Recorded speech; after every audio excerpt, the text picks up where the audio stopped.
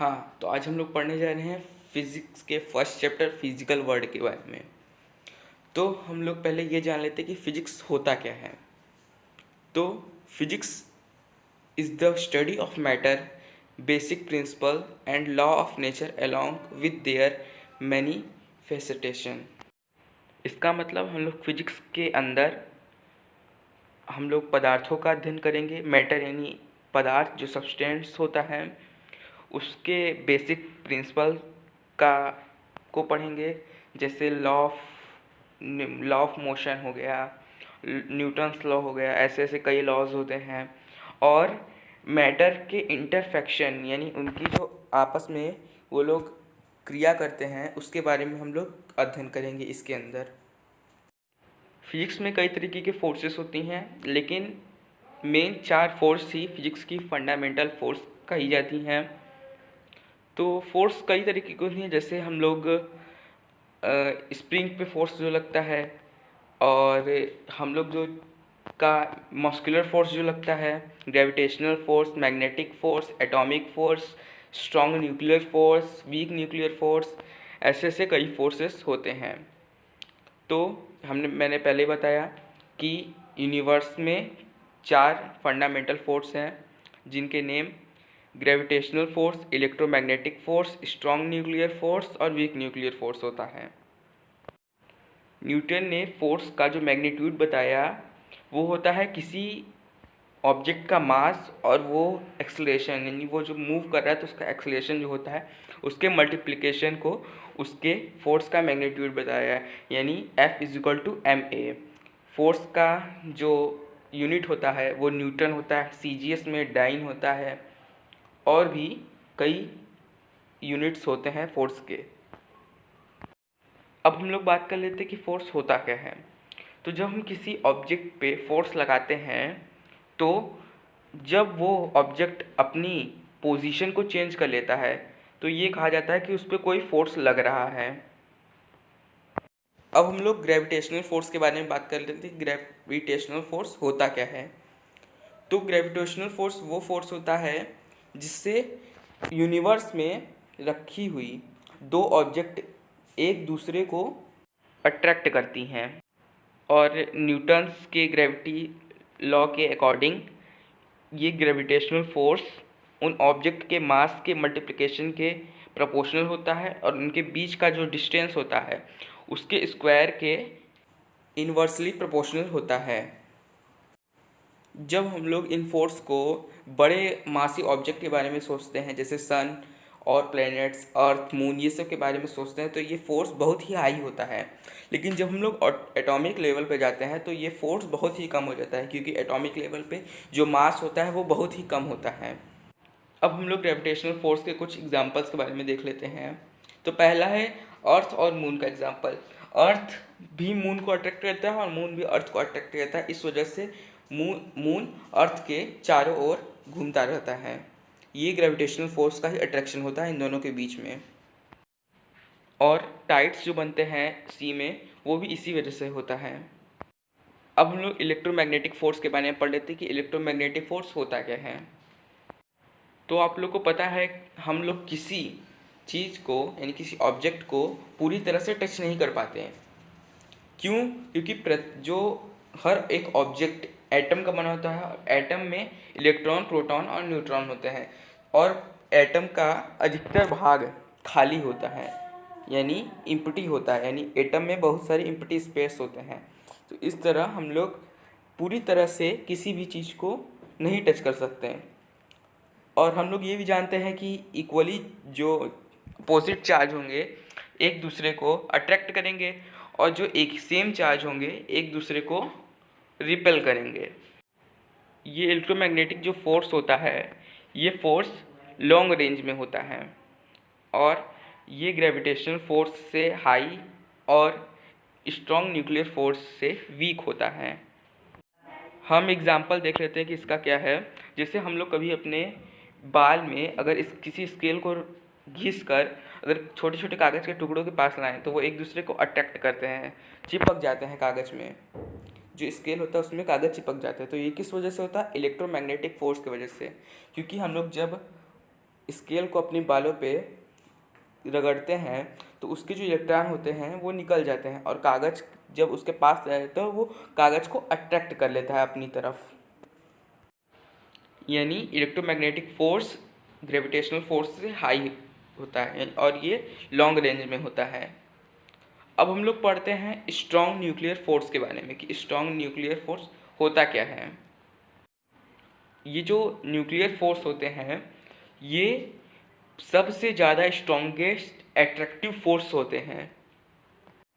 Gravitational force और electromagnetic force तो केवल ऑब्जेक्ट्स के लिए है, लेकिन स्ट्रॉन्ग न्यूक्लियर फोर्स ये एटॉमिक लेवल पे होता है, तब ये बहुत ही ज़्यादा एट्रैक्टिव होता है। यानी ये जो प्रोटॉन के बीच में जो रिपल्शन होता है उसको भी मेंटेन रखता है, और जो न्यूट्रॉन्स होते हैं ये न्यूट्रॉन्स प्रोटॉनों के बीच में यही फोर्स लगा के प्रोटॉनों को अपने से बांधे रहते हैं। ये जो फोर्स होता है ये प्रोटॉन प्रोटॉन न्यूट्रॉन प्रोटॉन और प्रोटॉन न्यूट्रॉन के बीच में लगने वाला फोर्स होता है। इसी फोर्स से दो प्रोटॉन एक दूसरे को अट्रैक्ट करते हैं एटॉमिक लेवल पे।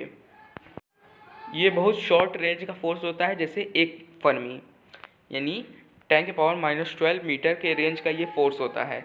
इतनी ही दूरी पे जब कोई प्रोटॉन एक दूसरे प्रोटॉन को अट्रैक्ट कर सकता है, नहीं तो अगर इससे ज़्यादा लॉन्ग रेंज में रहेगा तो वो एक दूसरे को रिपेल ही करेंगे। इस तरह से न्यूक्लियस में प्रोटॉन न्यूट्रॉन एक दूसरे से बंधे रहते हैं, यानी ये फोर्स प्रोटॉन प्रोटॉन के बीच में लगता है और उनके रिपल्शन के चार्ज से ज़्यादा होता है।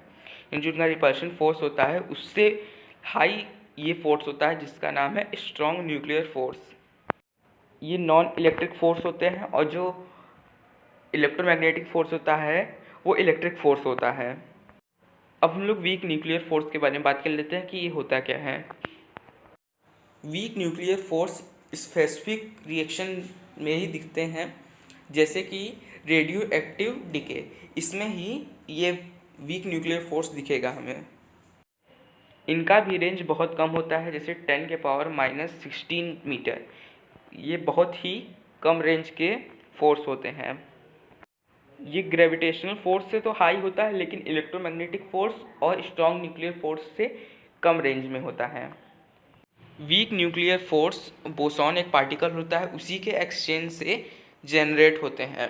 और जो ग्रेविटेशनल फोर्स होता है वो एक अनएग्जिस्टेंट पार्टिकल होता है जिसे ग्रेविटॉन कहते हैं। उसे वैज्ञानिकों ने खोजा नहीं है, लेकिन क्वांटम फिजिक्स में ऐसा सोचा गया है कि ग्रेविटेशनल फोर्स ग्रेविटॉन एक नाम का एक पार्टिकल है, उसके एक्सचेंज से जनरेट होता है। और इलेक्ट्रोमैग्नेटिक फोर्स वो तो चार्ज के एक्सचेंज से जनरेट होता है। और जो हम लोग का स्ट्रॉन्ग न्यूक्लियर फोर्स है ये पाई मेसॉन के एक्सचेंज से जनरेट होता है। अब हम लोग कुछ वीक न्यूक्लियर फोर्स की प्रॉपर्टीज़ के बारे में देख लेते हैं कि ये इसमें क्या होते हैं। कि ये नॉन इलेक्ट्रिक फोर्स होते हैं ये भी, और ये क्वार्क के फॉर्म को भी चेंज कर सकते हैं। यानी क्वार्क अगर जैसे इलेक्ट्रॉन 3 क्वार्क से मिलकर बनाता है तो वो उसे प्रोटॉन में चेंज कर सकते हैं, न्यूट्रॉन में चेंज कर सकते हैं, और प्रोटॉन को न्यूट्रॉन में चेंज कर सकते हैं। अब हम लोग कुछ कंजर्वेशंस के बारे में देख लेते हैं। तो पहला है कंजर्वेशन ऑफ मास। तो इसका लॉ क्या है, the mass is an isolate system, can neither be created not be destroyed but can be transferred from one form to another form.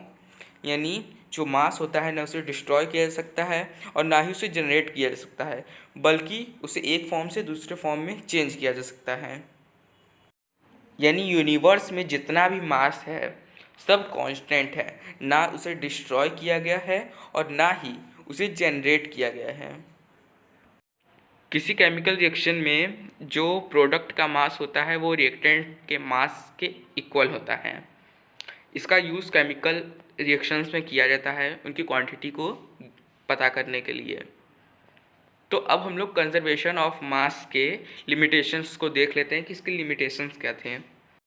मैंने भी पहले भी कहा कि जो प्रोडक्ट का मास होता है वो रिएक्टेंट के मास के इक्वल होता है, लेकिन न्यूक्लियस रिएक्शंस में जो प्रोडक्ट ऑफ मास होता है वो रिएक्टेंट के मास से कम होता है। यानी जो कुछ मास होता है, जो बचा हुआ मास होता है वो एनर्जी में चेंज हो जाता है। किससे? आइंस्टीन का जो इक्वेशन था E=mc², तो उससे ही अगर 1 ग्राम मास को हम लोग एनर्जी में चेंज करना चाहें तो किया जा सकता है। अगर 1 ग्राम मास को एनर्जी में जनरेट किया जाता है तो उससे 9 × 10⁻³ किलो जूल एनर्जी मिलती है, जो कि बहुत ही बड़ी होती है। अब हम लोग पढ़ेंगे कंजर्वेशन ऑफ मोमेंटम। इसके पहले हम लोग जान लेते हैं कि मोमेंटम होता क्या है। तो मोमेंटम को इस तरह से डिफाइन किया जाता है कि P=mv, जहाँ m उस ऑब्जेक्ट का मास और v उस ऑब्जेक्ट की वेलोसिटी है। ये एक वेक्टर क्वांटिटी होती है, इसका यूनिट kg/s होता है। कंजर्वेशन ऑफ मोमेंटम के लॉ के अकॉर्डिंग जो किसी ऑब्जेक्ट पे पूरा मोमेंटम उसका ज़ीरो होगा, यानी नेट मोमेंटम उसका ज़ीरो होगा। नेट मोमेंटम ज़ीरो होगा तो उस पर लगने वाले फोर्स का भी जो रिजल्टेंट होगा वो ज़ीरो होगा। अब हम लोग आगे बढ़ते हैं कि इसमें और क्या क्या होता है। मैंने पहले ही बताया कि इस पर लगने वाला नेट एक्सटर्नल फोर्स जो किसी बॉडी पे हो रहा है, लग रहा है, वो ज़ीरो होगा, तभी उसका जो लीनियर मोमेंटम होगा उसका रिजल्टेंट ज़ीरो होगा। अब हम लोग कंजर्वेशन ऑफ एनर्जी की तरफ चलते हैं कि कंजर्व ऑफ एनर्जी का क्या लॉ है। तो मास की तरह ही एनर्जी ना तो डिस्ट्रॉय की जा सकती है और ना ही एनर्जी जनरेट की जा सकती है, बल्कि एनर्जी को एक फॉर्म से दूसरे फॉर्म में चेंज किया जा सकता है। इसका सेंटेंस क्या है? The law of conservation of energy states that energy can neither be created nor be destroyed although it may be transform one form to another form. जैसे कि मैंने कहा, यानी किसी आइसोलेट सिस्टम की जो टोटल एनर्जी होगी वो कांस्टेंट रहेगी। एनर्जी को ना जनरेट किया जा सकता है और ना ही एनर्जी को डिस्ट्रॉय किया जा सकता है, बल्कि उसे एक फॉर्म से दूसरे फॉर्म में चेंज किया जा सकता है। इसके एग्जांपल्स क्या हो सकते हैं? तो पहला, जो टॉर्च होता है वो केमिकल एनर्जी को, उसमें जो बैटरी लगी होती है उसमें केमिकल एनर्जी को इलेक्ट्रिक एनर्जी में चेंज करता है। और हाइड्रो इलेक्ट्रिक पावर प्लांट में जो क्या होता है, वाटरफॉल से जो वाटर गिरता है उसमें फोर्स होता है, एक्सटर्नल फोर्स होता है, और जब वो टरबाइन पे गिरता है तो वो टरबाइन को घुमा देता है और उससे इलेक्ट्रिक एनर्जी जनरेट हो जाती है। और लाउड स्पीकर में इलेक्ट्रिक एनर्जी को साउंड एनर्जी में चेंज किया जाता है। जो लाउड स्पीकर होते हैं उसमें इलेक्ट्रिक एनर्जी को साउंड एनर्जी में चेंज किया जाता है। और भी कई एग्जांपल्स हो सकते हैं कि जैसे एक जनरेटर है उसमें मैकेनिकल एनर्जी को इलेक्ट्रिकल एनर्जी में कन्वर्ट किया जाता है।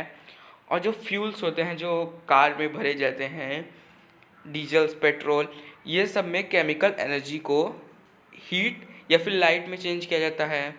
और कार्स के लिए जो फ्यूल्स उसमें भरे जाते हैं उसमें इलेक्ट्रिक एनर्जी चेंज हो जाती है, एक्सटर्नल फोर्स लगाने लगती है, जिससे कार आगे चलती है।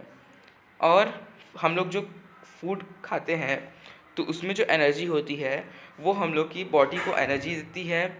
नेचर में कई तरीके की एनर्जी होती हैं, जैसे mechanical energy, thermal energy, sonic energy, nuclear energy, gravitational energy, kinetic energy, chemical energy, electrostatic energy, electromagnetic energy, potential energy और आयोनाइजेशन एनर्जी। ऐसे कई तरीके के एनर्जीज होते हैं। अगर आपको ये वीडियो पसंद है तो इस वीडियो को लाइक कीजिए